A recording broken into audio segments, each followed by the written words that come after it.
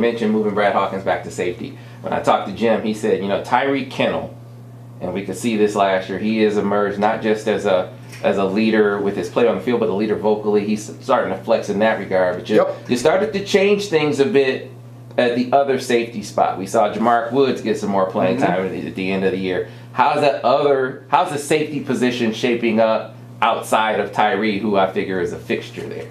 Well, we've made a full-time commitment with Jaylen Kelly-Powell there.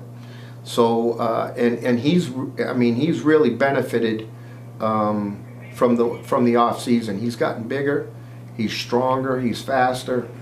So I like where he's at. He's a really bright young man, very articulate. And you're saying, well, why is that important to a safety? The safeties have a lot on their plate in terms of alignments, in terms of all those things. We feel like we've got a good group there, but we're pushing that group to, let's keep the arrow pointing up. Let's keep getting better.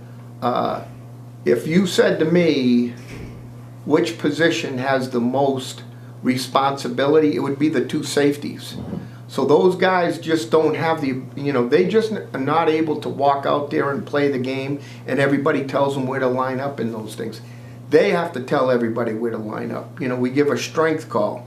That's the strong safeties. That's Josh Metellus, Jamaric, that's his responsibility. The free safety makes the checks on the run, and he gets the corners lined up and does a lot with the front. And if we get unbalanced and crazy looks, he has to adjust to all those things. So those guys got a lot of work to do.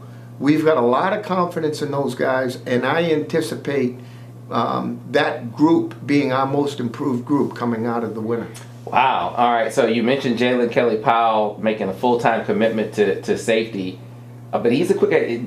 Could he still roll down to that nickel spot? Is it just? You're a smart guy. I was just, you played him.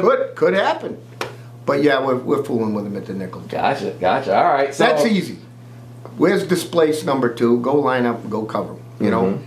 But in terms of his learning curve, it's safety, and I think it's he and I've had conversations. He kind of got caught in the weave a little bit. We had some injuries at times last year back there, and he got caught in the sometimes corner this week, sometimes safety this week. Rotating between the two. Because one, he could handle it mentally, and two, he can handle it athletically. We're trying to just calm him down, let him focus on safety, and yes, play some nickel for us as well. So, and what was it that made moving Brad to safety full time? What made that appealing? Is it his desire? Is his skill set fit that? Is it a combination of the two? We had Brad playing as a backup Viper and coming along nicely. He has some coverage skills that we like. We want those coverage skills back at the safety position. The Viper's kind of over the tight end around the box most of the time.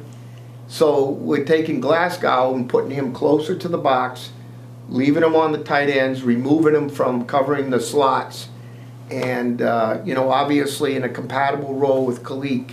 So we think it's a good move for Glass and a good move for Brad. Everybody wins in that move.